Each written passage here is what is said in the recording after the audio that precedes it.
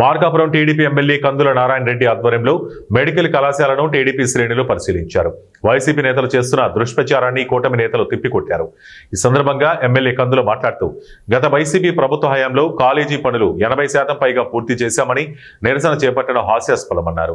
YCP ప్రభుత్వంలో medical కళాశాలలు అరకొర పనులు చేపట్టి ఇప్పుడు దుష్ప్రచారం చేస్తున్నారన్నారు. కూటమి ప్రభుత్వం ఏర్పడిన తర్వాత కళాశాల పనులను పీపీపీ విధానంలో త్వరగా పూర్తి చేస్తున్నామన్నారు.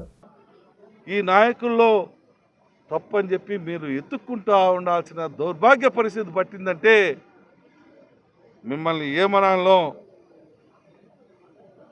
ప్రజలు కూడా మీకు ఏ రకంగా సమాధానం చెప్పాలో అన్నీ ఆలోచన చేసుకుని సిద్ధంగా ఉన్నారని మేము ఈ సందర్భంగా మీ అందరికీ మనవి చేస్తూ ఉన్నా. వాస్తవాలు ప్రజలకు కూడా చెప్పాలి. అమ్మా వైసీపీ వాళ్ళు మెడికల్ కాలేజీ ఫస్ట్ సంవత్సరం కొంత బిల్డింగు, రెండవ సంవత్సరం కొంత బిల్డింగు, మూడవ సంవత్సరం కొంత బిల్డింగులు మార్చుకోవచ్చు అని చెప్పి పాఠాలు చెప్పారు. నువ్వు పాఠం చెప్పగానే సరిపోలా. నువ్వు ఆడ కొంత బిల్డింగ్ చేయొచ్చు. మరి కొంత బిల్డింగ్ చేయొచ్చినప్పుడు కొంత డబ్బులు కూడా కాంట్రాక్టర్కి ఇప్పించిండింటే కాంట్రాక్టర్ పూర్తి చేసిండేవాడు.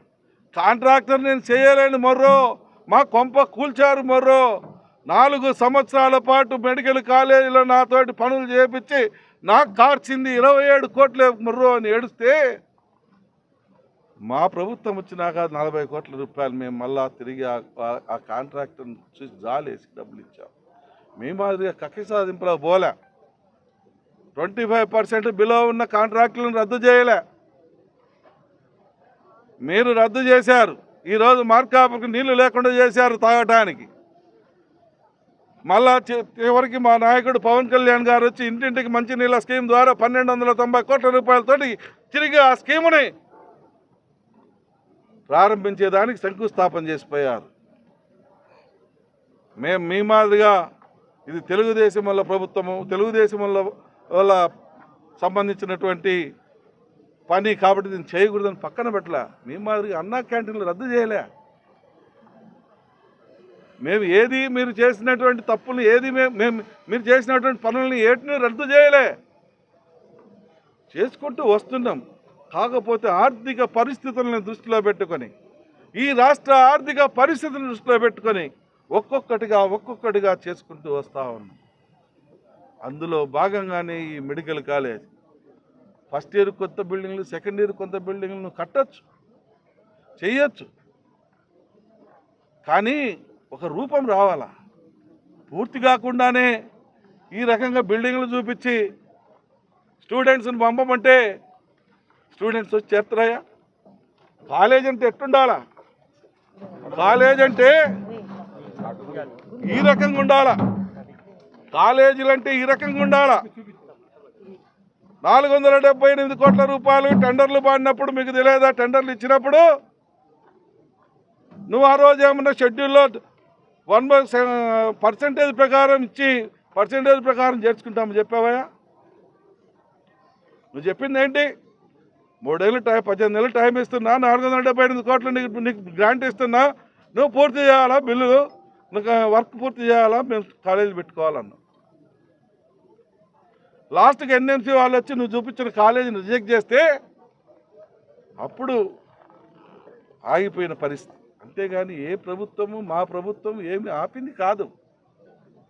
ఏదైతే నేషనల్ మెడికల్ కౌన్సిల్ రద్దు చేసిందో, క్యాన్సిల్ చేసిందో దానికి మేము పూర్తి చేసినాకనే చేద్దామన్న ఉద్దేశంతో ఈరోజు మళ్ళా పీపీపీ మోడ్లోకి తీసుకొని వస్తూ ఉన్నాం.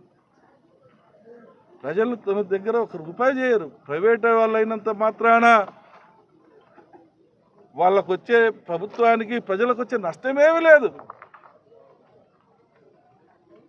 నువ్వు చూపించిన మార్గంలోనే పోతా ఉంది మెడికల్ కాలేజీ, నువ్వు చూపించిన మార్గంలో నడుస్తూ ఉంది. కాకపోతే డబ్బులు నువ్వు ఊడ్ చేసావు కాబట్టి మేము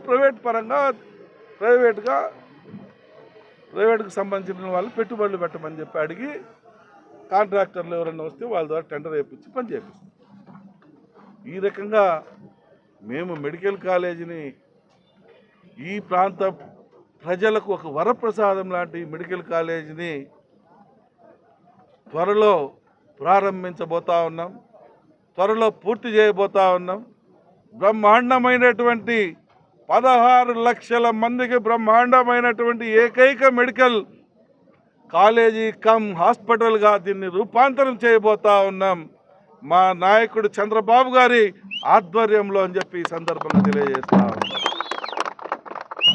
వెలుగొండ గురించి మాట్లాడతారు. సిగ్గుందా మీకు? సిగ్గు శరం ఉన్నవాడు మీ నోరు ఎత్తాడు వెలుగొండ గురించి. ఎంతకాలం మభ్య పెడతారా మీరు మమ్మల్ని? ఎంతకాలం మోసం చేస్తారా మా ప్రాంత ప్రజల్ని? ఎంతకాలం మా జీవితాలతో ఆడుకుంటారా మీరు? ఎన్ని రకాలుగా ఆడుకుంటారు మీరు? ప్రాజెక్టు పూర్తి కాకుండానే పూర్తి చేసినామని చెప్పి ప్రారంభోత్సవం చేసుకొని పోవడానికి మీకు సిగ్గు అనిపించలేదా? ఆయన పక్కన నిలబడి తందానాన్ని కొట్టడానికి మీరు అసలు మనుషులా నేను అడుగుతా ఉన్నా. అడిగేది లేదా? ఏ నీళ్ళు ఎందుకు ప్రారంభోత్సవం చేస్తారు?